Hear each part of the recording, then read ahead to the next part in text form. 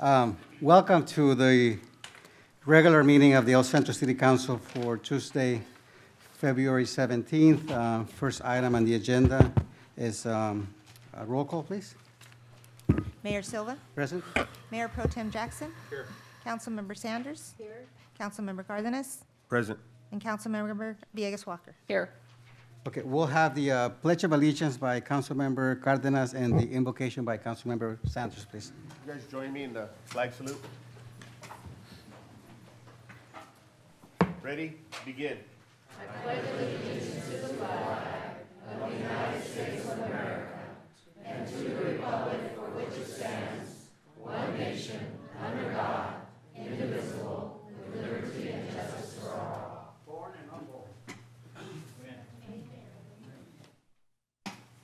Our Heavenly Father, we've come this evening in the most humble way that we know how. We're asking for your divine intervention as we deliberate on issues that are so valuable and important to the members of this community. Each one has a unique experience and a unique opportunity to be of service. So we ask that you would help us as we move through this process. Lord, we also ask that you would keep us mindful of those who are less fortunate, those who are homeless, those who are sick, and those who may be incarcerated. We ask that you would circle them with your angels. Those who are ill, touch them with your hand of mercy. Those who have paid the ultimate price on the battlefield, we ask that you would send them the Holy Spirit for comfort. This is our prayer in your Son's name. Amen. Thank you, Ms. Sanders. Next item on the agenda is report on closed session for both the last piece of the February 3rd meeting and also today's closed session meeting. So this is the report out for the February 3rd, 2015 meeting. On a motion by Councilmember Villegas Walker, second by Councilmember Jackson. City Council met in closed session at 9:06 p.m. All council members were present. Reports were given to council on the two anticipated litigation, significant agency items. For information only with no action to report, closed session concluded at 9:49 p.m. And that concludes my report for February 3rd. For today, February 17th, on a motion by Councilmember Villegas Walker, second by Councilmember Cardenas, the City Council met in closed session at 11:30 a.m. All council members were present, with Mayor Silva arriving at 11:32 a.m. There was an added item to closed session as the council determined that there was a need for immediate action which could not reasonably wait for the next regularly scheduled meeting. Moved by Mayor Silva, seconded by Councilmember Jackson, to add the pending litigation entitled City of El Centro versus Reina L. Mercado et al. Imperial County Superior Court case number ECU 474 to the closed session agenda. The motion carried unanimously. A report was given by staff in regard to the added item, and direction was given to staff with no final action to report. Norma Villafaña, Community Development Director, participated in the report. Council heard a report from Ruben Duran, City Manager, and Terry Brownlee, Human Resources Director, concerning personnel matters. And there is an agreement with the Assistant Community Development Director coming out of closed session for August. Council met with its labor relations negotiator, Ruben Duran, City Manager, and Terry Brownlee, Human Resources Director, concerning labor matters. There is no action to report. The direction was given to staff. The City Manager and City Attorney in the labor relations portion of closed session at 12:55 p.m. A report was given to council on the anticipated litigation, agency items, direction to staff, with no final action to report, and closed session concluded. Thank you, Chris. Okay, we have a number of scheduled comments, public comments, and obviously there's one that's a lot of interest to most of you here. So we're going to begin pursuant to the agenda with a presentation of the City of El Centro's homeless support efforts, presentation by our Economic Development Director, Marcela Piedra.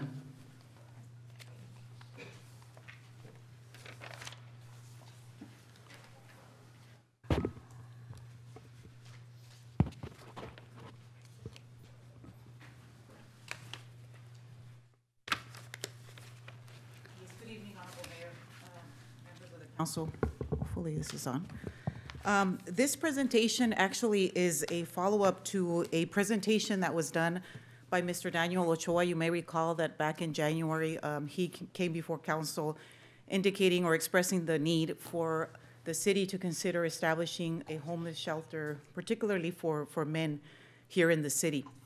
And so as a follow-up to that presentation by Mr. Ochoa, staff was directed to meet, even though we are part of the Imperial Valley Homeless Task Force that meets on a monthly basis, we decided to meet and talk about the homeless situation here in the city of El Centro. Very pleased to inform that on February 2nd, we had a very good meeting. We had representatives from various organizations, including the County Behavioral Health Department, that actually participated in the meeting and was able to provide information as to the situation and the resources and services that we have available here in the city of El Centro and, of course, countywide. And what I have prepared here for you is a presentation indicating some of the support that the city has contributed and some of the efforts that we also provide in terms of addressing our homeless situation. As part of the meeting, we also had city staff. We had Norma Villacaña, our community development director. We had our police chief participate. And we also had members from Catholic Charities, Women Haven, the Calexico Neighborhood House also joined us in this meeting. We had Ken from the United Way organization, which is leading basically the point in time or is leading the effort in the point in time count that is a national count that needs to be done for homeless throughout the United States, and that's typically done in January. And you'll see some statistics that were incorporated as part of this presentation. So with that background, I'll go ahead and start with the presentation. Let me see. So basically, in Imperial County, obviously, we have the presence of homeless, and it's becoming an increasing problem for our communities. In January 30th of 2014, when the point-in-time count was done by a group of volunteers just throughout the Imperial County, the estimated homeless count at that point was 298 individuals in Imperial County. Of that 298, 99 were in El Centro.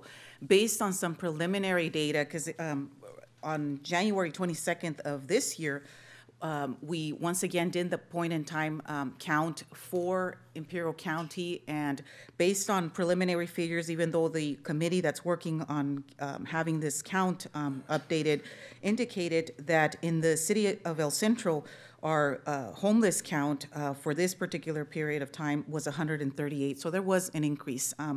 Of that 138, 58 were unsheltered, meaning they were not part of a transitional, housing unit or on an emergency shelter.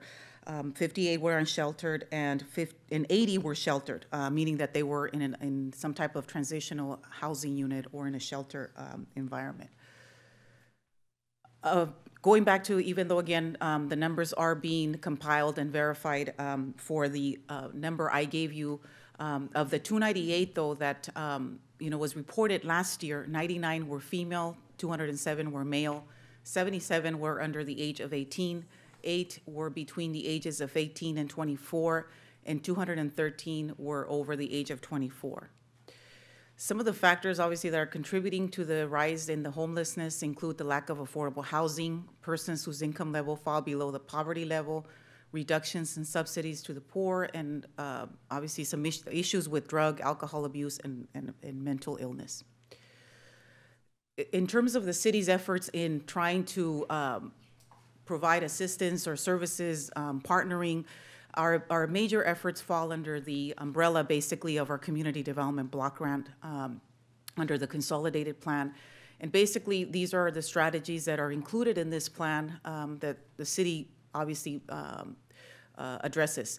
We reach out to the homeless persons in assessing their individual needs. Again, we're part of the Imperial Valley Homeless Task Force that meets, and it's basically a group of different organizations that meet on a monthly basis to identify their needs and also coordinate a major event, which is Project Connect, which the city does participate. Also, in our meeting that we had on February 2nd, we had our current chairperson of the Imperial Valley Task Force, which is Mr. Orlando Johnson, and he's with us tonight too, available to address any questions.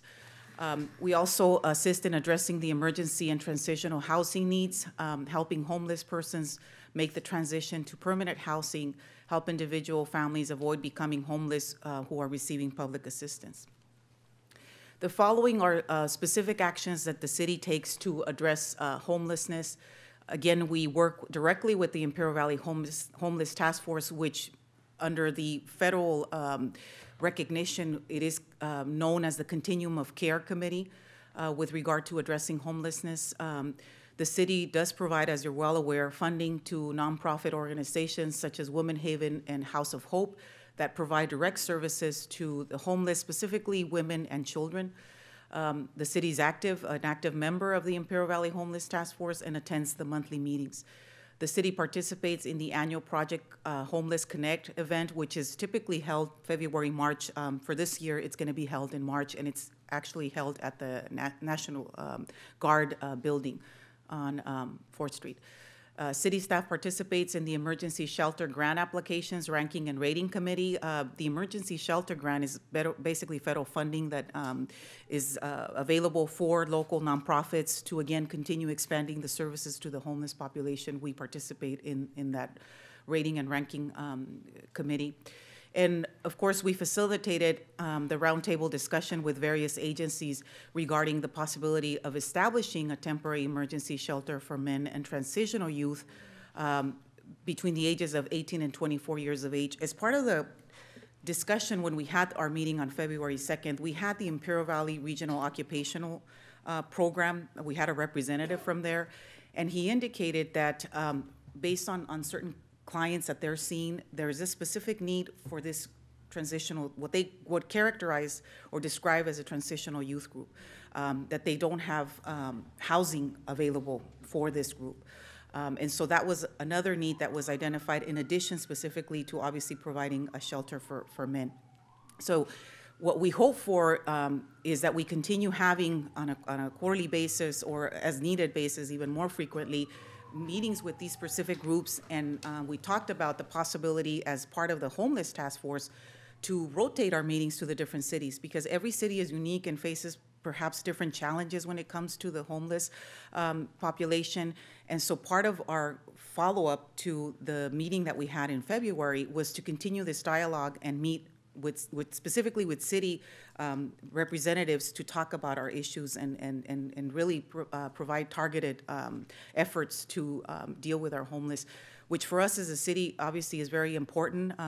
You know, we're obviously hearing that we're doing our major redevelopment on Adams Park, and we know that our homeless obviously gather there, and so for us it's obviously a very timely discussion to determine what's going to be addressed in that particular area. So basically, these are, again, some of the specific actions that, that we do in relation to the homeless. Just a quick summary, since 2005, you may recall that we became an entitlement city in 2004. So in 2005, since 2005, basically up to date, we have provided to Woman Haven, which runs an emergency shelter and transitional housing center. We have provided over this period of time, $159,174 for them to operate their two shelters. And for Catholic Charities, specifically for House of Hope, we have provided $108,500. So total, we have invested a little over $200,000 to assist the homeless population. Again, specifically targeted to women and children that need this type of service. So this concludes my presentation. If there's any specific questions you may have, we do have, again, our chairperson from the Imperial Valley Homeless Task Force, which was also going to specifically go out and meet with our faith-based community, since they also provide certain assistance, obviously, to this group. He was also going to go out, again, as part of the conversation we had in February, to go out and outreach and find out what kind of services do they have available and how we can partner and leverage our existing efforts. Okay. Thank you, Ms. Pedra. Any questions from the council to Ms. Pedra? Mr. Hernandez? Yeah, again, I appreciate the presentation, and Ms. Piedra, is there anything different that our city is doing or not doing in retrospect to some of the other cities in terms of addressing the homeless issue, whether it's Calexico, Brawley, anything different or anything that you can maybe bring to the council that we should maybe be considering? Well, to give you a specific example, the slide that I have before, in front of you, and obviously in a different council item, we do have a presentation on, specifically on the CDBG program. It is my understanding that from the CDBG, our city, and perhaps it's because we are an entitlement city, even though public services is an eligible use under the CDBG program, specifically, we do provide funding for Woman Haven and Catholic Charities to operate their emergency shelters. So that's something different perhaps that, you can see in comparison with other cities. Again, we were very excited, very motivated that, to continue the dialogue as far as looking for resources for our homeless population. And we're part, obviously, of the Homeless Task Force. But again, as a result of the roundtable that we had, we figured, it is important for us specifically to meet with each individual city and talk about our issues. Yeah, and just in terms of just homeless, the definition, and that's kind of where I struggle a little bit. I know that, for example, if there's a woman who goes to a shelter, she does have an address, but she goes to a shelter, is that person considered homeless, or is there some sort of definition that they're looking at to determine, what is a homeless person? Basically, and I'm going to try to, I guess, go based off of the federal definition. Basically, when you have an individual that does not have a permanent home, they're considered homeless. Okay. All right. Thank you. Ms. Walker? I have two questions. Thank you for this presentation, Ms. Piedra, very timely. Number one is, have we been able to validate whether or not there's a fluctuation in the homeless population? I would imagine intuitively it tells me in the summertime we have fewer people that are here that are homeless. Have we been able to validate that, and is there much of a fluctuation? Well, basically, as I indicated, on an annual basis, and for whatever reason, our federal government decided that in That's January is when snapshot in we time. basically, do the point-in-time count. That's what's considered nationally. I believe, and probably maybe Orlando can mention or provide some feedback on this, that's when all of our volunteers go out and do the effort in terms of trying to count all the individuals. And even then, we believe there's an undercount because it is difficult basically to count these individuals, along with also it's a challenge trying to get them resources because you really don't know where they are, and they're very mobile, obviously, in nature. Would you agree, Mr. Johnson, that there is some fluctuation? We haven't quantified it, or? There is a fluctuation, obviously in the summer, the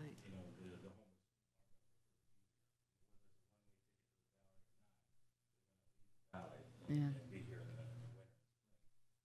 There's some fluctuation, but it depends on economic situations. When times are tough, the people where they can get the lowest cost of living. Yeah. And it seems to be here, but they're transient from other cities. That kind of segues into my second question, and that, Ms. Piedra, you looked at factors contributing to the rise of homelessness, and I'm going to put them in kind of three buckets. One, let's call them economic challenges, so lack of affordable housing or income below the poverty line or reduction in federal and state programs to the poor. So we have economic challenges contributing to homeless. Then we have the drug and alcohol issues that may or may not be tied to mental illness. I want to kind of put those in two separate categories. Seems to me we spend a whole lot of time and effort looking at the economic challenges because that, I think, is a little easier to address. What are we able to do, or what can we do, what have we done with regard to the drug and alcohol abuse and or the treatment for mental illness to help these folks? Well, basically, that's where you partner up, and that was a specific issue that the Imperial County Behavioral Health Department addressed or mentioned, that's where they provide that assistance, because obviously they're qualified to provide this type of assistance. As far as from our nonprofits that we have provided funding to, we haven't provided direct assistance for this specific type of assistance. But the Imperial County Behavioral Health, and they're obviously willing to partner up with us in terms of providing this type of assistance. Well, let me ask a related question to that, because the four factors that contribute to homelessness, do we have a sense, Marcela or Orlando, as to the percentages where each of those category applies? Is it more in terms of the lack of affordable housing? Is it more an issue of reduction of subsidies to the poor? Is it more an issue of drug and alcohol abuse? where is the greatest need, if you're able to answer that? By then. Yeah. And maybe, I'm not too sure if when we go out and do the count, if those are specific or detailed questions. Oh, excuse me. Well, it's not like you said, it's not something that we address in the the count that we do. But in my experience in the last few years of doing the count, most of it is a result of affordable housing, because we provide services to the homeless. We find out that they do have some source of income, social services or retirement income. They just can't afford to pay rent, utilities, and so forth, or food. So there are programs, other agencies that can get them into housing, but there's not enough of it here in the Valley because we have such a high number of homeless. And quite frankly, not necessarily homeless individuals that are on the street, but people just can't afford to pay rent or to purchase a home. So they end up living with a family which is technically homeless. How much of another factor that I've heard people tell me is that there are some homelessness that could, in fact, seek shelter somewhere, but because those shelters typically come with rules. Correct. What time bed's allowed, no smoking, and other kinds of rules that they choose. Correct. To still live in the park or other places instead of going to a shelter facility. Does that exist to your Yes, knowledge? it does exist. But, each shelter has its own rules. Like, say, for instance, in Calexico, they didn't have the stringent rules that, say, Guadalupe Men's Shelter has, which is Catholic Charities Men's Shelter in Calexico. They didn't have the strict rules there, so there was no drug and alcohol restriction, but they did have other restrictions, because they had a combination of field workers and homeless as well. So when you really break it down, it's a matter of the shelter's rules. Each one has different rules. If they have a standardized rule, usually it's clean and sober, and then no fighting and no animals unless they're service animals. That's usually the key. Okay. And then there's a small fee. I think they're charging $5 a day, something like that. Okay, thank you. Mr. Jackson? Yeah, thank you. A couple questions, and I guess to follow up on, I want to make a correction. Martha Ranson's right here from Catholic Church. She says they're not charging $5, so. They don't charge at all. Okay, they're not charging. Orlando, to kind of follow up on something you said earlier, when you're talking about, and you're doing your counts, is there any mechanism to find out, are these homeless from here? You were talking about transients coming from other areas. Do we have a large portion of these what are being classified homeless that are Valley residents that just can't afford housing and they get pushed out on the streets? Or is there an influx of transients just because of interstate aid or whatever the case may be that they're ending up here and they have no way to get out of this area? I don't know what the share of percentage that are transient from other cities, but in doing the count, I've counted a number that were from outside the Valley. There is a significant number from the Valley.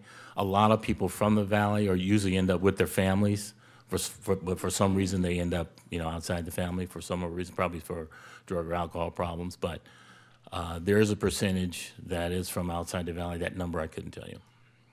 I'm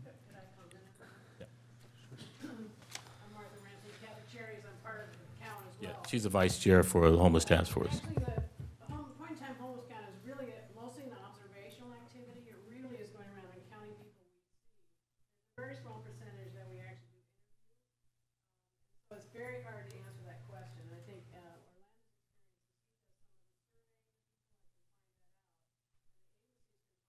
but in general, on the point-in-time count, you really can't tell you which ones of the people we see fit in which category. Most people we know usually have a whole range of things. It's not probably several things.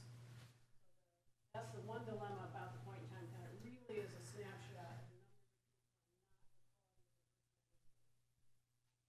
So I guess there's no way of knowing what brings them to Imperial Valley, the transients. Well, I mean, we could find out when we do our point-in-time count. That's just something on the intake sheet that you can add, but for HUD's purposes, that's not something that they would ask. For our purposes, we could probably add that to the list to see, what their reason for being here, but, for HUD's, it doesn't ask for that. And a follow-up question, maybe, could you let us know what kind of success or failures or obstacles you had with the Calexico shelter? I know that it seemed, from information I was getting, you have a lot of, maybe not traditional homeless, but a lot of field workers that just didn't go home, understanding that that's the proximity to the border. But what do you think your success rate was on actually serving the homeless community as apart from the farming community? It was probably 70-30 on the homeless. There's a small number on the field workers.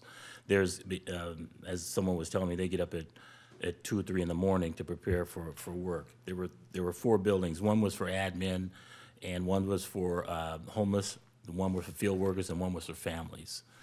So the ones that were homeless, obviously had to be out by 6 in the morning. That was the rules. Those that were working in the field had to be out by 3 or 4 in the morning.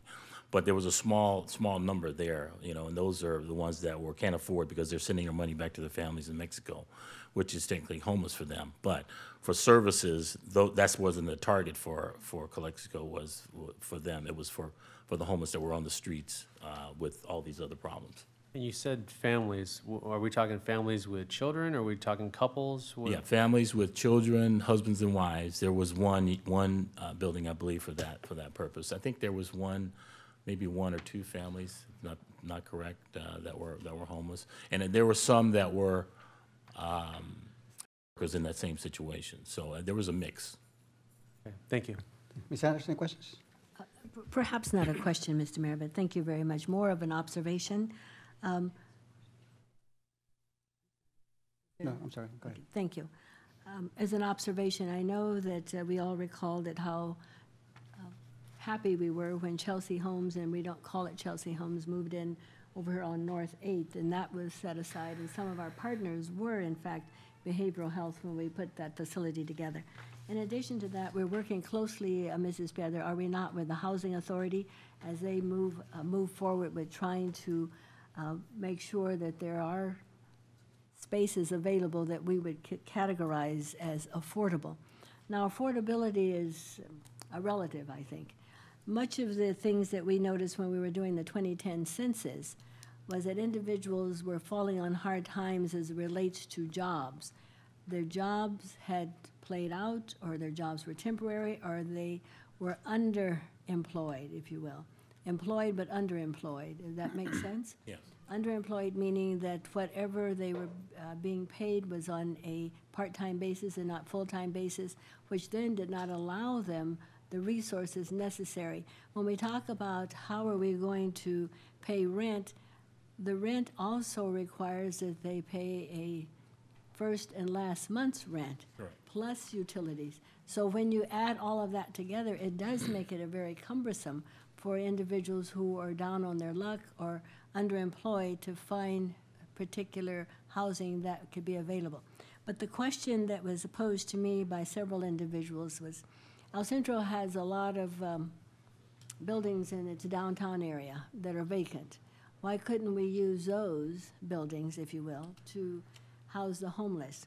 My response, and I need some help from my colleagues as well as staff, my response was, we don't have jurisdiction over those buildings. The property owner would need to avail themselves to allowing them to be utilized for that purpose. Then the liability and the insurance that goes along with it would be something that I don't think the city would have jurisdiction to do. And I need some help from my colleagues and from my staff and from the city manager. I don't know that we would be able to put that together. We tried to do that once upon a time when we had more funds coming in from CDBG. But when that bottom fell out of that and our funding was reduced, that did not prove to be successful for us. Mrs. Pedro, had that question came up at any time during the time that you were discussing things with behavioral health or some of the other partners?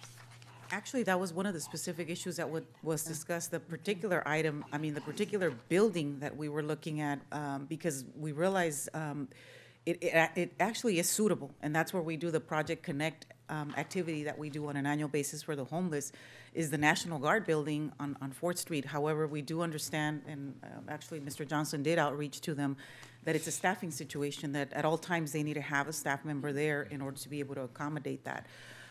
But as part of, again, that roundtable we held on February the 2nd, and actually Mrs. Ranson was the one that shared, I guess, a scenario that they have in San Diego where they're actually rotating with the different nonprofit groups and giving some funding so that some of these groups, nonprofit groups that are providing services to the homeless, could rotate and maybe take a certain number of individuals and assist them for that particular month or as far as quarterly staffing? basis. For staffing purposes. For staffing purposes, That- to actually take them in. Yeah. That's correct. The shelter may be available. The question is how it would be staffed. And now some of the nonprofits are, well, some of the nonprofits, if you'll just allow me to complete my statement, please, Ms. Hanson. Some of the nonprofits are saying they might be willing to consider that on a rotation basis. Is that? The way the Interfaith Shelter Network works in San Diego County is the parishes, the churches agree to take a shelter slot. They may take 2 weeks, and maybe they can house 10 or 15 or 20 people. The agencies make the placements. The case managers and the agencies will place the participant in the shelter. Then the church staff are the ones that actually staff it through the night. And so the church makes a commitment to take care of people for 2 weeks. And you'll hear parishioners talk about, oh, I had a shift this week, I did whatever, I played games with the kids, whatever. It turns out to be a very strong mission piece for the churches. And the agencies then continue to do the case management work off-site. They don't necessarily do it at the churches. But it ends up being a way that people get the attention they need with the lowest cost possible because you're not paying for a building. The liability for the people is taken up by the church, and then, of course, the agencies have their own ethics in terms of working with people. It's worked very well, and the director of the Interfaith Shelter Network has already spoken with our executive director, Sister Amanda, and has agreed to come and talk with us about how we might do that here, share their wisdom and how it works. I guess that would be the topic for your next meeting. Yeah, Okay, yeah. thank you. It'd probably be several meetings. All But right. we're really excited about it because we've already had many churches come to the Homeless Task Force to talk about what their mission already is. They're already feeding people and already people are distributing clothes. Maybe this would be a natural extension of their work because it's not such a huge commitment that they'd be out. You know, we're asking for a week or two of sheltering. You can tell us how many people, and then we'll work with you to help place those people and then help them get out of homelessness. Mr. Mayor, thank you very much for the time. I have Thank no you, Ms. further Sanders. questions. Well, it's obvious to me that this is not just an El Centro problem. This is really a regional problem in which there is no easy resolution to this. Later on today, we're going to talk about the distribution of CDBG funds, and we have $40,000 available and $200,000 worth of requests from public entities. And all of these resolutions require resources to make them happen. So knowing those parameters, knowing those restrictions, Orlando and Marcela, is there anything that the city can do additionally beyond all the efforts that you described that we can either implement as a policy or any other thing any other suggestions you may have? Well, basically, I mean, obviously, the primary one being continuing to seek out partnerships, and that's what we mentioned about working with our local churches, since they are providing services to basically, the community in general, and just continuing to meet with these different groups. Obviously, I mean, we have groups that are working in San Diego, and they bringing their best practices over to us. So just continuing, obviously, to support, the efforts that we are currently doing, and obviously, as staff, we continue seeking other options, other alternatives, so that we can, hopefully, again, target the needs of this particular sector of our community. Thank you, Ms. Pedro. Thank you, Orlando. Okay, we have a number of scheduled public comments, and they all relate to the issue on Planned Parenthood. Yes, but that also relates to, Oh, right. yeah, because I saw the background. Oh, thank you. I'm going to make a statement just because at noon today, I got a couple of calls from people that called me asking me to support the council and not approving the action of Planned Parenthood and their establishment in El Centro. So I feel like I need to say that I hope you know that this is not a matter that is before the council today. It's probably a matter that will not come to the council for action. It's a matter that will be discussed with the hospital board. So I just want to make sure that people understand, one, again, that it's not an action item today, and second, we do not expect this to be a council item to come forward for approval. So within those parameters, I want to make sure that people understand that. I have 1, 2, 3, 4, 5, 6, 7 people that would like to speak to us on this topic. Also, so that the full council gets a sense of who's here. If you're here because you are opposing Planned Parenthood opening a business in El Centro, please raise your hand. Okay, with the vast majority of you. Okay, thank you very much for that. Okay, we'll ask Nicole Rothfleisch, I hope I pronounced your name correctly, with Ameris Ministries. Thank you. Good evening. Nicole Rothfleisch. Okay. And just to, if I might address quickly what you just mentioned, the fact that the hospital is a city-owned hospital, I believe it is an issue that you should consider at the city council level at some point. I want to speak about Ameris Ministries, which is a local 501c3 nonprofit with a business license here in El Centro, and we are an adoption foster care ministry. Our mission is to help place infants and children, regardless of ethnicity, age, or special needs, into Christian foster and adoptive homes, and to remove perceptual and practical barriers to adoption. As a resource for women facing unplanned pregnancies, we are committed to offering a safe, confidential, and pressure-free environment for women facing unplanned pregnancies to receive counsel, support, referrals, and resources to help them make the best decision, whether it is parenting or an adoption plan. If a woman chooses to parent her baby, we will provide her with resources and referrals for help with parenting classes, diapers, maternity clothes, baby clothes, mentoring, and more. If a woman chooses to make an adoption plan for her baby, we will provide her with profiles of Christian couples hoping to adopt so she can choose and meet the family that she wants to have raise her child. We will walk her through the process of open, independent adoption. We also work with the county on helping place foster children into foster and adoptive homes, and we're really just a resource of information for our community, and so everything about adoption, foster care, so we want you to be aware of that. I don't know if you all saw the Imperial Valley Press today, but there's a really interesting article on the front page.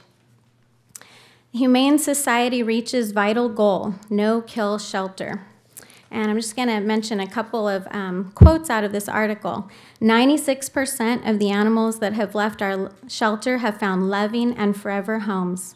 This becoming a no-kill shelter has been a dream. Then it goes on to say they have to give special thanks to the community. Our community really stepped up to the plate to help get this done. The community saved all these animals. This is our little dog Marley. And my family adopted little Marley a little over a year ago, and we love little Marley, and we are very excited about the no-kill options for the animals in our shelters. But if we as a community are going to celebrate no-kill options for animals and adopting animals into loving forever homes, how much more important should it be to celebrate the option of no-kill options for our babies in our community and adopting them into loving, stable, forever families?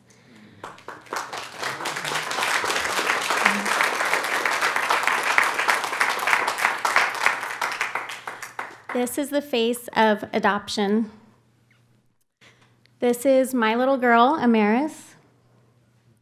She was about a year old. And this little girl could have very easily had a different future. She could have been killed at the hands of doctors who have taken a Hippocratic oath to help. She could have been killed in what should be the safest place in the world for her, in her mother's womb.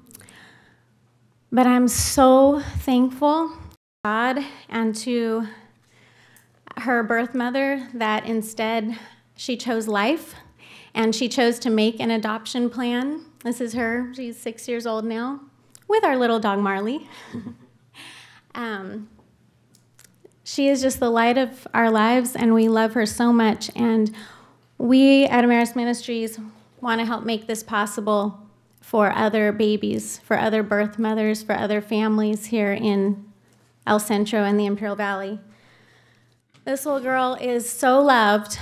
It's my husband and I with her.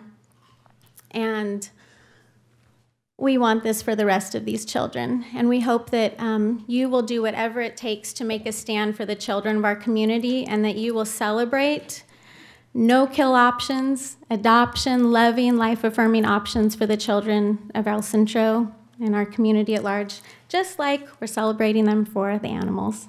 Thank you very much. Do you have any questions? I have just one question there. Ms. Rothfeld, in terms of rescue surrender or surrender rescue babies, do you guys play any role in that at all?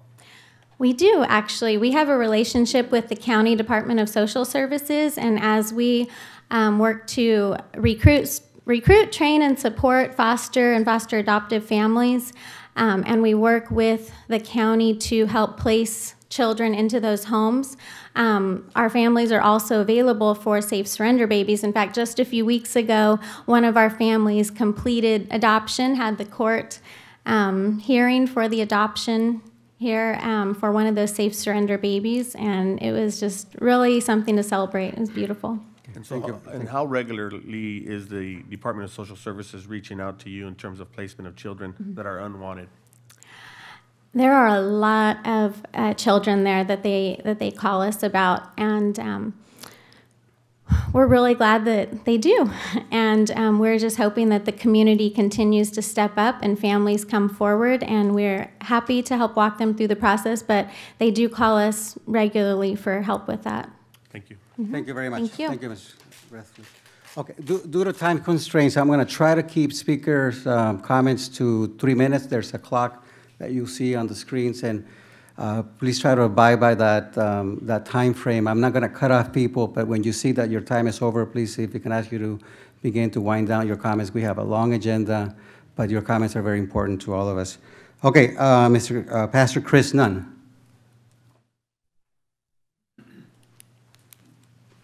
All right, good evening. How's everybody doing tonight? Good. Good. I'd like to begin by reading an excerpt from a city ordinance. Actually, it's an amendment to the city code that many of you helped author.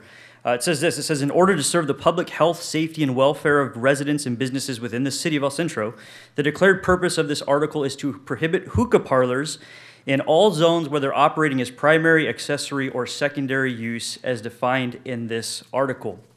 That was voted on and approved by 3 of you members who are sitting here tonight. According to this city ordinance, hookah parlors have been banned based upon adverse effects of the health, safety, and welfare of the residents and businesses within the city. I'd like to take a moment to address just a portion of the adverse effects that abortion has upon the health and welfare of our residents. Approximately 10% of women who have undergone an induced abortion will suffer from immediate complications, of which a fifth of those are considered to be major complications. A woman who has undergone an abortion is approximately 4 times more likely to die in the following year than women who carry their pregnancies to full term. Women who have aborted in the year prior to their deaths were 60% more likely to die of natural causes and 7 times more likely to die of suicide. Legal abortion accounts for the 5th leading cause of maternal deaths in the U.S. Women with a history of 1 abortion face 2.3 times a higher risk of having cervical cancer. Women with 1 or more, or with more than 1 abortion, face nearly 5 times the risk of having cervical cancer. The risk of placenta previa, a life-threatening situation for both the mother and the baby, in latter pregnancies of women who have had abortions increases by 15 times. Women who have had abortions are 2 to 2.5 times more likely to have subsequent preterm deliveries. Women who have had an abortion are 80% more likely to visit their family doctors for physical reasons and 180% more likely to visit for psychological reasons in the year following their abortion. Abortion has been significantly linked to behavioral changes such as promiscuity, smoking, drug abuse, and eating disorders, all of which contribute to further increased health risks. These can all be found at afterabortion.org. These numbers do not lie. Allowing abortion into our community will affect the health and the welfare of all of the women who seek out abortive services from Planned Parenthood. The reason that you had for banning the hookah bar should stand the same when it comes to abortion. Opponents of the pro-life perspective have accused us of being unsympathetic towards the needs of women, but I can honestly say that we are fighting for the best interests of women. Tonight, you will hear testimonies from women who have been bound by the guilt and shame that are associated with their decision to abort their children. It's my desire to help spare the further hardship to other women and heartache that they've endured. And we understand that for every brave woman that is going to stand before you tonight and to tell their story and to open up their hearts about what they've been through, there are thousands more that suffer in silence. These women just wish that there had been someone who would have stood up for them when they needed. Now, I've passed out to each of you a copy of a law that expressly states that it is the discretion of the hospital to decide whether or not to enter into this transfer agreement. I hope you look that over later. I've also included in that packet petitions that we have had going for 2 weeks that number 1,561 signatures thus far saying that we do not want abortion in our communities. Also included with that packet, there's a CD, and on that CD there's an interview that happened yesterday with an attorney by the name of David Gibbs. He helped us find this language. He helped us find this. This law is from the California Health and Safety Code. It's dated January 30th, 2015. Very relevant. Only a few more points, I promise. All right? If the Board of Trustees should decide to sign this transfer agreement, the issue will undoubtedly come before you again, as you will be called upon by your community to use your authority to rescind that decision within the 30-day time frame. You have a moral responsibility to represent the desires of your community. That's why you've been elected. And your constituency is not split down the middle on the issue of abortion like the rest of the country is. Your constituency has voted 73% pro-life. 81% of voting Latinos vote pro-life. These are the people that you have been called upon to represent their voice. In the denial of this transfer agreement, you would have the support of your community. In the denial of this transfer agreement, you would have the support of the law. If this agreement is signed and not rescinded, this will happen on your watch. And so I ask you, is that what you want your legacy to be? Thank you, sir. Thank you. Thank you. Are there any questions? Yeah, Mr. Mayor, I have a couple follow-up questions. He did provide a transfer agreement, and I'm just wondering if our legal counsel is going to be looking at it, or have you seen it I at provided all? an extra copy that the city clerk has, so I actually brought 6 copies. So there's a copy of the entire packet that each of you has, that if she would like to review that, that'd be great. Thank you, sir. Would that be appropriate, Mr. Mayor, that she does look into this and provide some sort of legal opinion, authority, in terms of this as being valid? Not at this point in time. I think that if anything, we need to allow our attorney to look at this. So would it be okay that you maybe address what are our next steps and what is, I know that there's a Board of Trustees meeting on Tuesday. And what will happen after that meeting in terms of us being provided, the council being provided as far as the next steps? Mr. Mayor, as your representative to the board, if there's, you're a representative to the Board of Trustees for the hospital, as you know, that we normally report out. So following that next meeting, which is scheduled for next week, if there's any action that's going to be taken, I will report it out at our early meeting in March.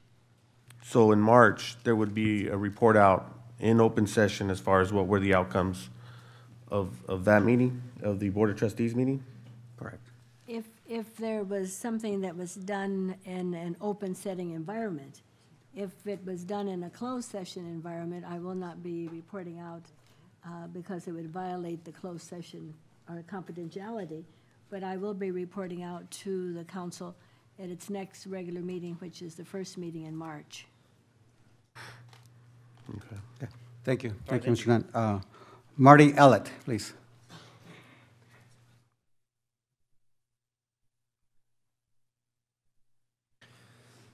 Good evening, distinguished board, Mr. Mayor. My name is Marty Ellett. I work at the El Centro Hospital Emergency Room, city-owned hospital.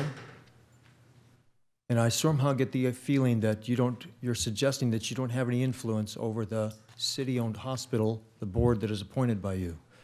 But that's not what I'm here to talk about. Okay. This is, as you are all receiving right now, cards and materials from the Real Hope Center. This is a model of a 12-week-old child, 12 weeks after conception. Most of us believe that life begins at conception. I know Barbara Boxer believes that life begins when the child is born and not before that. But it's not my opinion, it's not a religious opinion, it's the opinion of scientists that study fetus, fetology. They believe, the scientists say, that life begins at conception. This is 12 weeks. This is the first trimester. This is the size of child where most abortions take place. This child, the heart starts beating in 18 days. I'm going to round it off to 20 to keep it simple for us. 20 days, there's a heartbeat. In 40 days, there's brain waves. All the organs are present. This child can move, can suck its thumb. Everything is there. It just needs time to grow. At this abortion clinic that you say that you don't have any control over, this is the size of the child that's going to be aborted. A suction catheter is going to be inserted into the uterus of the woman. The suction is going to be on very high. And these little children, they don't have a lot of calcium deposited in their bones. The ligaments are not very well developed. You know, they're very, very soft and pliable. And a suction catheter, strong suction catheter, is basically going to dismember this child, limb by limb.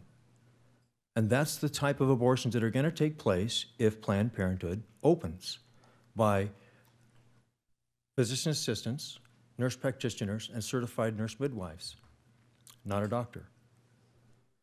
And if anything goes wrong, these cash-paying customers that come from Mexicali, because they're not going to recoup their costs here in our little town, cash-paying customers in our, from Mexicali are going to come across, and anything goes wrong, they're going to end up at the hospital, and the hospital is going to assume all of this liability, just like that. We already lose $25 million a year in indigent care, and we're going to add to this tremendous liability. I'm just trying to take some of the craziness out of, the pro-life image to tell you what we believe and why we believe it, and that's why I'm here. I've got lots of other things to say. It'll be another night. I intend to contrast the pro-choice view with the pro-life view and demonstrate at another meeting that pro-choice view is simply not tenable. It is not defensible. So I just want to leave you with these. This is what we're talking about. A 12-week-old child. It's not a tomato. It's not a fish. It's a little baby. And this is what's going to be destroyed in this clinic when it opens, if it opens. Thank you. Any questions? Thank you, sir. Okay, Kathy Coronado. Good evening. Thank you for allowing me to speak. I am speaking on behalf of my own experience today, and I feel that it's very important that you listen intently to what I have to tell you.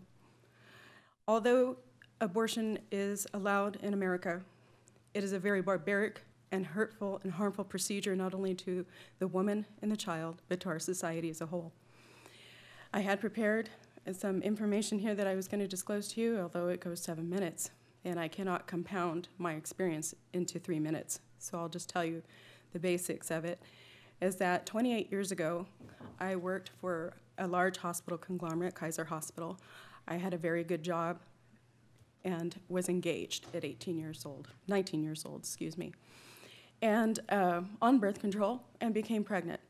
And although we were looking at wedding information and stuff like that, we were not ready for a child. At least I was not, and I was very scared and sought the counsel of my family, to which they were under the notion that I should get an abortion. And not wanting to disappoint my family, I decided that would be what I would do. And I told my fiance what was going on, and he was against it. But after my prodding and telling him that, you know, we need to listen to what my family is telling us, then that's what we did, and he took me to go get an abortion. During that time, when I went into the abortion clinic, they ran a machine over my tummy, and I heard a whoosh, whoosh, whoosh sound. And I said, "What is that?" And she said, "Oh, that's just the baby, but don't worry, it's just tissue." Right at that moment, I knew that something was wrong. And I thought to myself, this is not right, I need to get out of here. But I didn't, I started to cry. And they gave me sedation, and I fell asleep. I went to sleep. And then, shortly after that, I had woke up, and I was in a room by myself, in the same room, and started to cry, and someone came in, and they said, "Are you okay?" And I said, "Well, I guess so." And they said, "Well, go ahead and get dressed, and if you start to bleed in a few days, then you need to go back and see your doctor." And then I was shoved out the back door. I got in the car, didn't say a word to my fiance, came home, I dropped to my knees when we got in the driveway and was inconsolable because I knew that life had just been ripped out of me, and I didn't realize the decision I was making. I did not have any counsel to go by. No one spoke to me about any options. And from that moment on, my life began to spiral. I quit school. I started taking drugs, with pharmaceutical drugs. I suffered from migraines. I went through depression. I was being seen for depression. And then I became pregnant again, even though I was on birth control. My fiance did not know because I would not tell him. And I just knew what I needed to do, and I went through the process one more time. This time it was a botched abortion. This time I went through fever and bleeding, and I passed tissue, and then I went to the emergency room because I couldn't stand the pain, and my friend had to take me in. And the doctor told me, "We're going to do an emergency D&C on you." And then he came back and he said, "You must have had twins because there was a half a fetus still inside of your body." And I just thought to myself, what kind of a woman kills her children? Who am I? And so I, from that point on, continued to spiral down a road of alcoholism. My relationship with my fiance had been broken off. I had done very destructive things up to the point of even trying to commit suicide 3 times. I'm telling you that this is hurtful and harmful to a woman. This is not a matter of convenience. This should have never been my choice. It should not be your choice. And I am imploring you that no matter what leverage you have on this deal between Planned Parenthood and El Centro Regional Medical Center, do not allow it in this community. I implore you on behalf of my children who cannot speak for themselves and the children who cannot speak for themselves in this country who have already died. Thank you very much. Thank you. Thank you.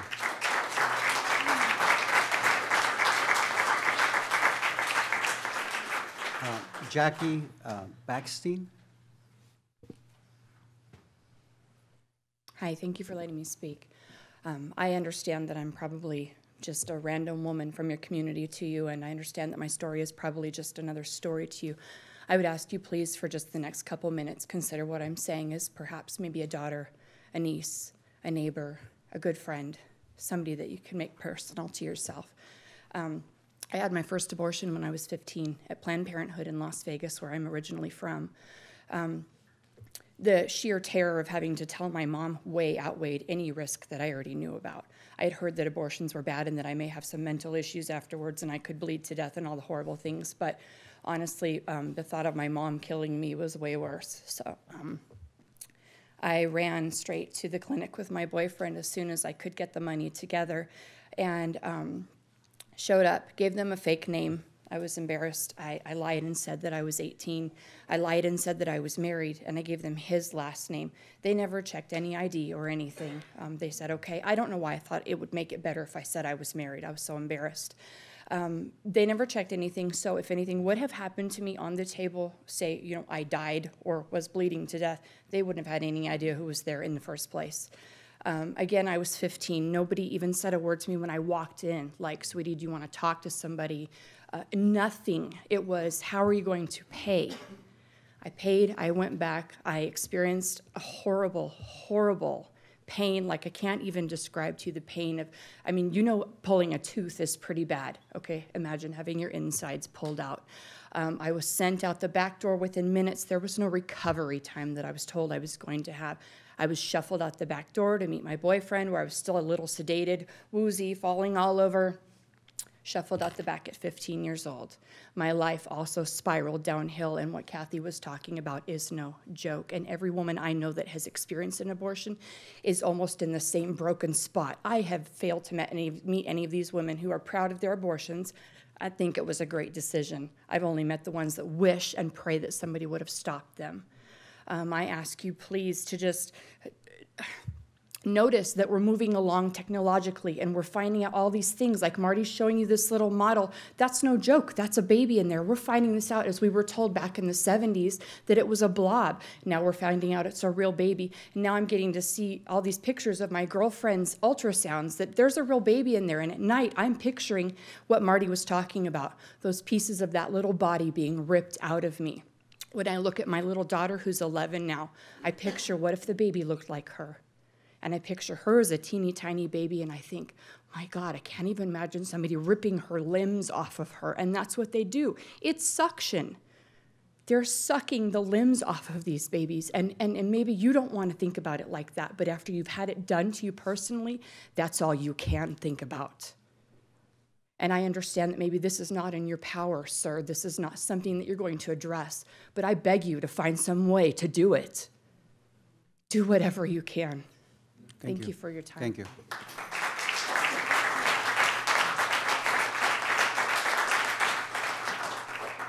Danny Ramirez.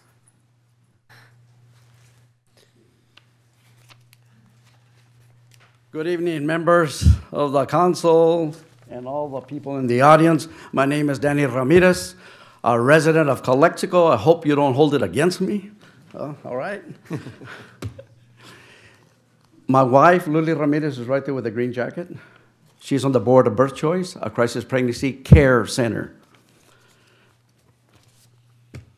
My wife, Lily, and me are the Culture of Life coordinators for the Diocese of San Diego, and also representing the Culture of Life Family Services of San Diego. We represent the tiniest, the weakest, the most vulnerable person, citizen, American in our nation, in our community, the unborn. And also, we represent protecting young girls. Did you know a young girl as young as 12 years of age, without parental consent, can obtain an abortion at Planned Parenthood? 12 years old. I have a granddaughter that is 12 years old. Would you like your daughter, Efrain, to go get an abortion without your consent, without you knowing about it? Or you, Alex? Or you, Cheryl? Jason? Sedalia? Grandchildren? Hey, Ruben Duran, city manager. Of course not. You want to be informed. All of us want to be informed. Abortion is an intrinsic evil. It is direct and intentional. Now, I want to ask you questions. Did you know, but you don't have to answer, I'll give you the answer. I'll put the paper in front of you. 1 of 8 teenage girls in the United States lives in California. Also, 1 of every 4 abortions in the United States occurs in California. Good old California. Why is the question? Because California is a pro-choice state. National Abortion Rights League ranks 75% of state assembly, 65% of state senate, and California's Governor Brown as pro-choice. California's elected officials are pro-abortion. There's no such thing as pro-choice. What choice do they have, these young girls? They have no choice. Everybody pushing them to go get an abortion. In 2009, Planned Parenthood gave 100% pro-choice scores to 24 out of our 40 state senators. You ever hear of Ben Hueso, Eduardo Garcia, Juan Vargas, and who's the other guy? Forgot his name. Thank God. And 49 out of 80 state assembly members all got 100% scorecard rating. That means an A+. I got a little more than 4 seconds. I'm going to take somebody else's place. But there is one exception. According to February 2009 polls by the Public Policy Institute of California, 68% of Californians favor a law that would require parents to be notified before a doctor performs an abortion on an under 18-year-old age girl. Now, the elections in 2008 was a near win for Prop 4. Y'all remember Proposition 4? Yeah. All you voters? Okay. The parental notification initiative in 2008 came closer than ever before. 48.04% said yes, all statewide, and 51.96% said no. The deciding factor was what? Money, dinero, cacharpa. The yes side spent how much? We, the pro-lifers, we didn't scratch up about $700,000. And the pro-abort side, Planned Parenthood, how much did they get? The no side, $10 million. So it was not bad for all going, like how many times? I'm not too good at math, but I know $10 million is a lot of money. Now, the prime example is right here, Imperial County, El Valle Imperial. This is a prime example. Imperial County produced the highest percent favorable Prop 4. Vote in the state, 74% yes. We have 58 counties, and this county brought up the most yes votes. Why? Hispanics are typically pro-life, but they vote stupid. Exactly. They're not informed, so what do? They vote for the pro-aborts. There ain't no such thing as pro-choice. They vote for the pro-aborts because, of the entitlement. It's an entitlement-driven society. We all know that. What are you going to give me? And I'll vote for you. So Imperial County has the highest percentage of Hispanic voters in the state, 68%. With the 80.4 Hispanic residency in an Imperial County. I'm almost through. Proposition 4 has weakened the opposition. Guess what happened to Planned Parenthood? It was a driving force and major funder to the no side against parental notification. A major whistleblower case filed by the Vice President, Finance Director of Los Angeles Planned Parenthood is proceeding to trial. That's Senor Gonzalez versus Planned, excuse for this word, Butcherhood. I've changed their name, okay? Isn't that Parenthood? One abortion, so much for Parenthood, right? Parenthood.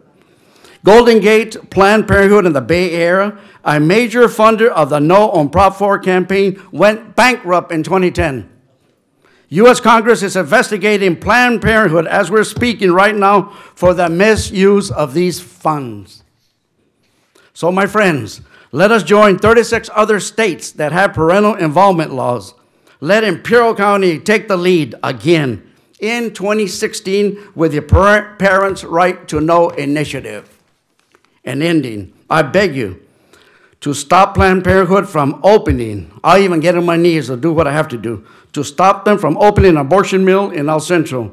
Help us protect our children as young as 12 years of age, without your knowledge, are going to be able to go over there and get an abortion from Planned Parenthood if you, the elected officials, allow it. And there's a way to stop. I'll be at the hospital board meeting, and I'll tell you how we can stop it, okay? Now, parental notification protects girls from risky behavior, including STDs. And in closing, my wife and I, as the Culture of Life coordinators for the Diocese of San Diego, our obligation is to protect the most vulnerable children. So, amen, I say to you, as long as you did not do it for one of these least ones, you did not do it for me. And these will go into everlasting punishment, but the just into everlasting life. Amen. That's Matthew 25, 45, 46. Thank you. Any questions? Any questions? Our last speaker regarding this topic is Maribel Flores. Maribel Flores? Not here. Those are all the slips that I had that relate to Planned Parenthood. Please, 3 minutes.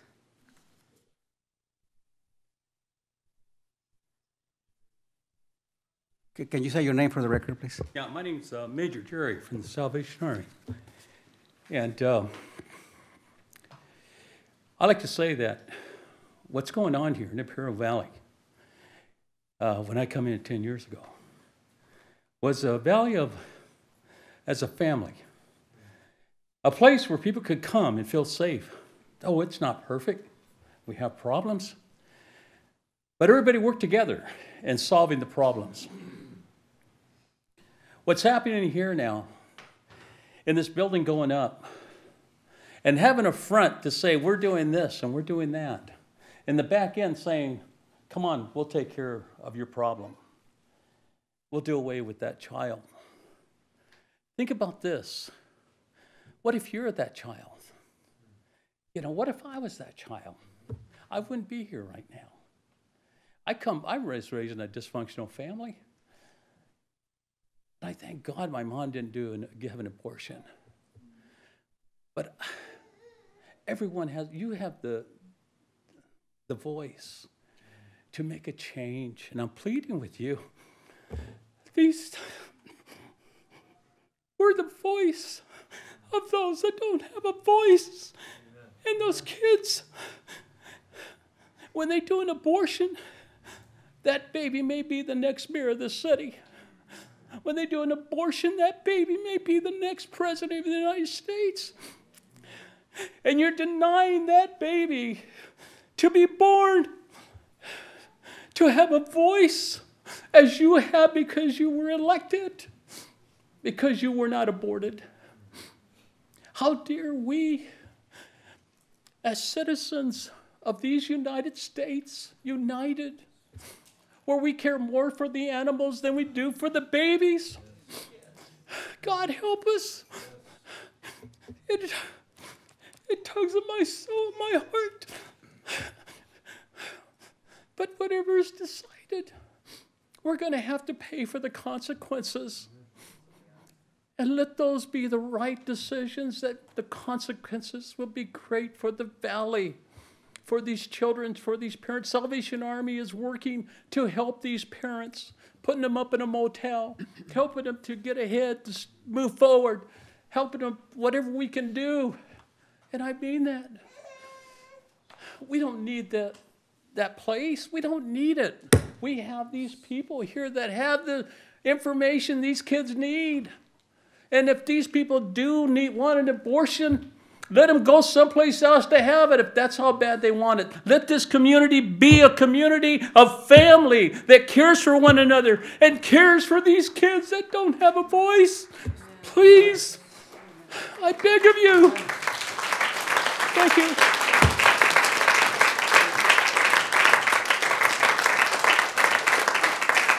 Thank you. Thank you, Mr. Esqueda, and thanks to all of you that came here for very heartful comments. This is a very difficult time for all of us on the council, I'd like to say. We appreciate you being here, taking the time. Your input is valuable to us. Like I said, this is not an action item today for the city council. The board of trustees for the hospital will have a discussion on this matter at the next meeting.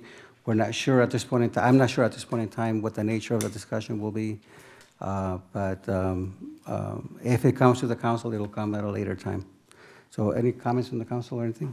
You know, Mr. Mayor, I mean, it's very convincing to hear the opposition to this. And I would ask, although this is not an action item, but I would ask, why couldn't we have a joint session with the Board of Trustees so that we hear all the information?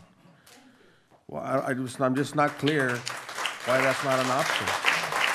And personally, I don't want to wait till the next 2 weeks. I want to hear firsthand.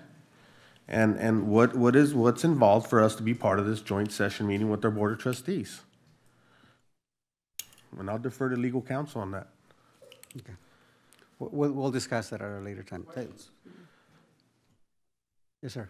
Why isn't the opposition here defending their position tonight? Try to get a hold of Juanita Salas, Planned Parenthood CEO here in El Centro, and you know where she's at? Under her desk, hiding. Okay. Thank you, sir. Okay, I'm gonna go ahead and other people that are speaking to us in regards to other matters, I'll go ahead and take care of that now, so you don't have to wait until very late at night that we anticipate being here. So let's take a couple of minutes break, and then we'll adjourn in about 3-4 minutes.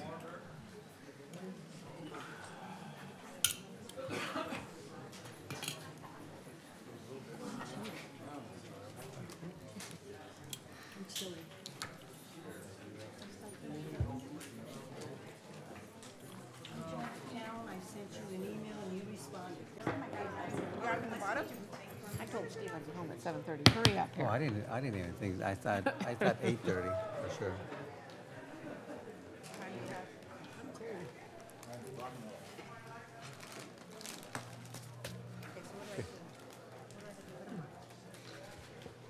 There are a number of people that requested to speak to the council, but I'm going to defer those comments into the actual item as discussed by the council. When we speak about the CDBG funding, we'll defer that, and also there's another one. Mr. Giovanni, when we speak about the change of zone, we'll give you an opportunity to speak. Okay. Okay, let's proceed with public comments so that we can take care of that agenda item. Let's see. Carlos Tigari with the SBDC.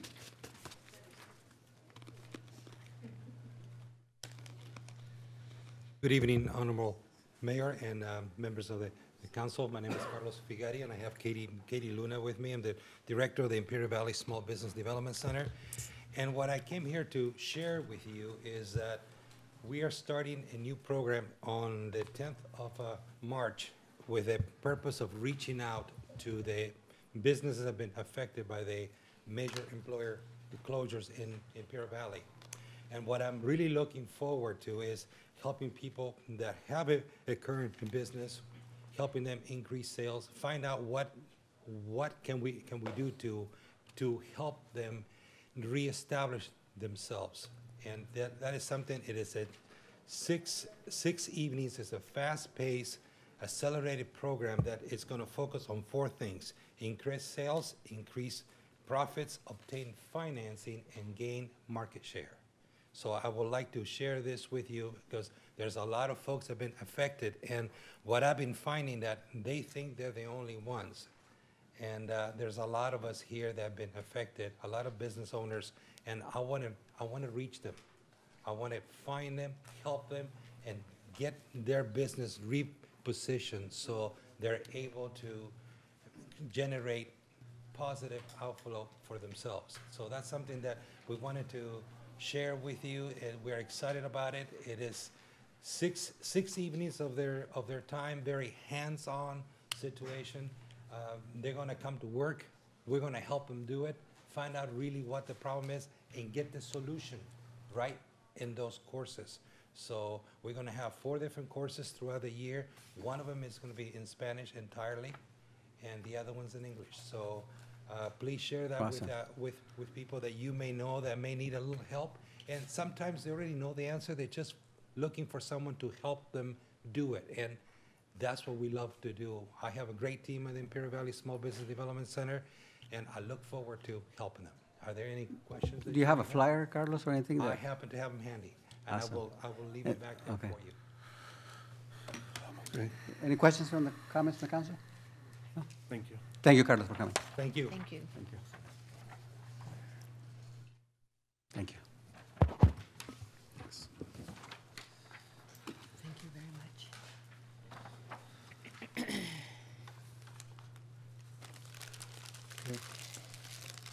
There's 2 people that want to speak about lights. Juan Verdugo, and following that, Mark Gray, please. Okay, Mark goes first? Sure, go ahead. Thanks for seeing me tonight. I'm the current president of IBGSL, a league that's been here more or less 50 years. Not the league itself, but where they play the softball games. It's primarily for girls. And after Emotional Night, it makes me even more determined to keep the league going because of these issues you see: abortion, girls getting in trouble, homelessness, and that's what we're here for. Right now, we've got roughly 200 girls registered. We're supposed to start Monday but I haven't got any response as far as our lights go. I know Field 2, lights have been an issue since Watson Electric fixed them, I think it was last year. They keep kicking off and on and off, and just really haven't been able to get any answers on that. I know Ms. Sanders has helped us in the past. But that's our main concern. I'd also like to ask the board to consider, the council members to consider some money allocated to field renovation. I know Brawley had Meserve Park done. They just had the infields redone. And it was roughly $8,000 per field. And that's just doing the infield. We have a problem with the dirt's just old, it's beat up, it's broke down. And with the chalk and the different things, it's a dust storm out there when the girls are playing. And it's just creating not only citywide problems, but just allergy problems for the kids and the parents. And with the watering issues too, we have to water it so often just to keep the dust down. It's just a problem. I'd also like to have some kind of streamlined system for me and the Parks Department manager, whoever that might be, so that we can just talk to each other if we need be. And I usually call. She's maybe busy or out of the office, and then we're volunteers, so our time is kind of constrained to, hey, I have 30 minutes to deal with the situation, let me give them a call. So if we can find a way to streamline the process, we're a 501c3, we carry our own insurance, so that's really not an issue. We just need a place for the girls. If you see the backstops, the batting cages, snack bar, the Connex boxes that holds our equipment between the seasons, we usually do a fall season and a spring season, that's all money donated by the league. The city hasn't really been asked to take on those costs. And softball people are fanatical. And, give you an example, my whole team has played at IVGSL. Now we're a travel team. The girls are about 13 years old. We went to San Diego, placed number 2, seeded number 2 on Saturday. And teams up there were upset, but there's so much potential here in the Valley, and IVGSL is where they get their start. So that's my main goal, is to just, I understand there's some issues with teams wanting to take ownership of the field or fields that they use, whether it be soccer, whether it be whatever it is. And we don't necessarily want to do that. We just want to do our fall season, do our spring season, have the lights. I filled out some documents for the lights and the paperwork. I believe it's all been filled out. We just haven't heard anything yet. I know this is kind of last minute. So I'm sorry, yes. but IVGSL, don't you play on the fields on the corner of Orange and Pittman? Pittman. So Yes. when you talk about field lights, I thought those fields aren't they lit already? They are, but field number 2, we have 4 fields. The lights keep shutting off, or they tell me, like, I'll call Dolores, say, hey, I need lights on this. Well, we don't have lights on field number 2. For some reason, there's an issue there, and it's been ongoing for a while. And Watson Electric was the electrician that fixed it. Whether or not they're not being made to fix it, or they just don't want to fix it, I don't really know the issue there. But we've had, like, in the middle of a game, boom, half this side of the lights will go off. And so luckily Chris Lagakis is close, and I have his number. He'll call. I'll call him. He'll come over if he's eating dinner or something and adjust something or hit a switch. I know there's been issues with lights. It's done electronically somehow. I'd like to seriously go back to us manually shutting them and off. That way something doesn't, I know there's been nights where we had to cancel the game because of weather. Well, you have to have, I think it's 24-hour notice to cancel lights. So the lights will be on for no reason because of weather. So it'd be nice to be able to manually shut those on and off. Or just a contact that we can call and say, hey, game's got canceled because of weather. Can you shut the lights off? But sometimes we won't know that till late in the afternoon. So that's just my plea. I don't really have any documents for you guys. Okay, I'm sorry. Thank you very much. Thank you. Thank you. Juan Verdugo? Good afternoon. My name is Juan Verdugo. I live at 2491 Mayola. I'm also representing IVGSL, and I've been involved for the last, I would say 15 years or so with that league, with my kids, and I'm sure half the people here have been involved in that league, whether it's they were players or their grandkids play or their kids play. But I just want to reiterate what Mark said. We have the league starting on the 23rd, which is Monday. We'd like to see if we can expedite the paperwork as far as getting the fields and organizing the situation with the lights. I'm not quite sure what the problem is with the lights. I know the lights on Field 2 do shut down. whether it's an electrical problem or a circuit or something, I don't know. But we would like to get a response from the city as far as the situation with the fields. Are we going to be allowed to use the fields, or is there a paperwork issue or whatever, so that if we do need to push back the opening ceremony, the starting of the season, we can do it and we can notify parents. We've got 200 kids registered right now, and we've got every parent calling us and wanting to find out what's going on and so forth. So we're kind of between a hard place and a rock right now with the parents. But if we can expedite and get an answer sometime this week or tomorrow, it would be great. We can go ahead and start forming the teams and letting the parents know what day the season will open. Again, it's a great thing for the community. I cannot express, I mean, I coached 15 years ago, and I still have kids come up to me and recognize me as their coach. And, you know, these are kids that either played in college, or they are, you know, business leaders within our community or our government and so forth. So it's kind of a good feeling. But if we can expedite the process, I really appreciate it, and I think the kids would appreciate it too. Thank you. I would like to ask you to, Ms. Piedra, can you please contact Mr. Verdugo and Mr. Gray and set up a meeting with them and find out what issues we might be able to help with? Okay. Thank you.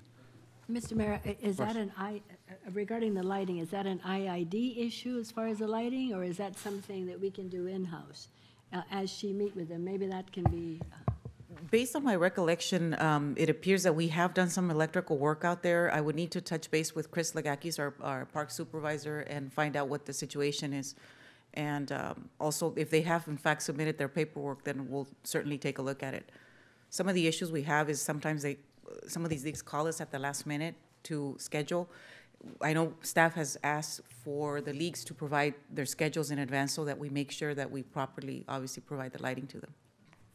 And both Mr. Verdugo's number and Mr. Gray's number are on the information sheet. Yes, I'll make sure to get that. Thank you.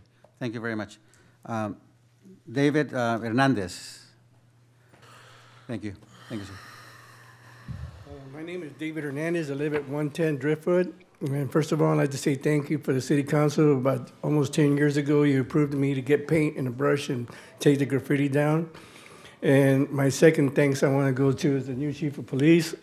Since he's been on my board, my neighborhood has been a little bit more safer and all that. I'm finally glad that we got a good person, a good chief of police. I live at Drip between Escherman and Smoke Tree, and during the 25 years I lived there, I've had people doing sex acts, smoking grass. I even had one person get killed there. So ever since the new chief, we've been going that's gone down quite a bit. I was kind of glad to hear the opening statement this afternoon with the person that was talking about the homeless. Well, this is a part of the problem that we're having with the homeless where I live at. They're costing the city thousands of dollars every year making holes in the city fence. And I called the city to come out there and fix it. It takes a while to go out there and fix it, but this last time it took 90 days for them to go out there and fix it. The reason you see two kids there because it's very interesting to go out there and play at the railroad tracks and go out there in my neighborhood. So they go out there and play. The reason I'm here to tell you something about this, I'm more concerned about my neighborhood kids getting hurt in the railroad tracks. And then the city be held accountable because I came here in November and asked you to fix this fence. And then just got fixed last week when I said I was going to come in here and complain to the city council. I'm sorry, where is this fence located at, Mr. Hernandez? This is Driftwood and Smoke Tree on Escherman Road. And this fence belongs to the city council. Yeah, she's been to my house. Thank you. So on the other side, Mr. Mayor, if you go 4th Street by Holiday Inn Select, it's right in that neighborhood. Yes. And then this fence faces the railroad tracks and everything and all that. And you can see the pictures where you see my neighborhood kids going across right now, and they're out there playing in the railroads and everything. I'm more concerned about the kids than really about the fence. I go out there and I tell the kids to come out there, they might get hurt. But I'm more concerned about the city being liable for not fixing something that I already brought up, 90 days ago. That's my main concern. Is that a city fence? Yes, it is. Yes, it's 20 years ago when that subdivision was built, that fence was built on city, it was dedicated to the city. We went through that and I think we've repaired that fence quite a few times. we really need to look at is, and for our public works director, another solution, because they cut the fence regularly. Well, when I bought the house, my biggest concern was that I was hoping it would go brick all the way, and they didn't go brick all the way. They went chain link. My property's brick, then they went chain link. And that was my main concern, that I didn't want that, but by that time I already bought the property. But then the next thing that I wanted to complain and bring up to the attention, I went up to the ratios over there and I told them that this was a little bit too big of a project for me to paint over. This is all the graffiti facing the railroad track. I know you can't see it from the freeway, you can't see it from anywhere else, but you know what? I know it's there. My neighbors know it's there. You know, we can say, you know, the hole was there. Let me put it to you this way. The hole was there. The guy comes out there in the graffiti, he says, oh, it's too muddy for us to go out there. We can't get the truck to get struck. But you know what? It doesn't take too high of a big rate to patch the holes over, go through the hole, and start spray spraying. But no, they took off when they had lunch instead of doing that. Because they said it was too muddy for them to go out there because the truck would get stuck. They could have passed the hose over the fence, walked through right through the hole, spray painted it. But they didn't do that. They went in a break. You know, first of all, I wanted to say congratulations to him. He's also a good friend of mine, Eddie, the chief of police. I want to say he's been doing a great job since he became aboard. My neighborhood's a lot safer. But you talk about the homeless thing. I've already had bikes stolen out of my neighborhood. I already had everything, and they all run through that hole through there. That hole through the fence. Everybody. Right now, if you want to go see the homeless problem I have in my neighborhood, go out there on Interstate 8 and the railroad tracks. There's like 6 of them living there. You talk about the homeless thing. Why don't we go out there and face it? Don't talk about it in here. Mr. Duran, can you meet with Mr. Hernandez? Actually, my public works, we're gonna look at, we want to take a look, you said we will, but we want to look at, get that graffiti painted over, but also come to a better solution on the fence, because I think we repaired that fence the 10 years I've been here. Well, in the 30 years that I've been there, you already repaired it, and I have it marked down. You already been out there 25 times. Yeah, we've been out there, we go out there regularly, and they cut it. 25 times. We need to come. You talk about the homeless costing the city money. This is where much of your budget goes through. You're fixing that fence. Okay. Well, we'll talk to Mr. Duran and we'll see if we can come up with a better resolution to that problem. Well, thank you very much for giving me your time and thank you for your understanding. Thank you. Thank you. Take care. I have another request for public comments by Mr. Mark Pipkin, but that relates to an item that's on our consent agenda. So I'm going to ask that we pull item number 9 out of consent, and then we'll hear from Mr. Pipkin at that point in time. Okay? All right. Consent agenda items are approved by one motion. Council members or members of the public may pull consent items to be considered separately at a time determined by the mayor. I am going to pull item number 9 for discussion. Any other items that the council wish to pull? No more than what you've announced already, item 9. Okay. So I'd like to, I'm ready for a motion to approve items. They're working on it. Okay. Are you ready, Dan? Okay. Tell me when you're ready.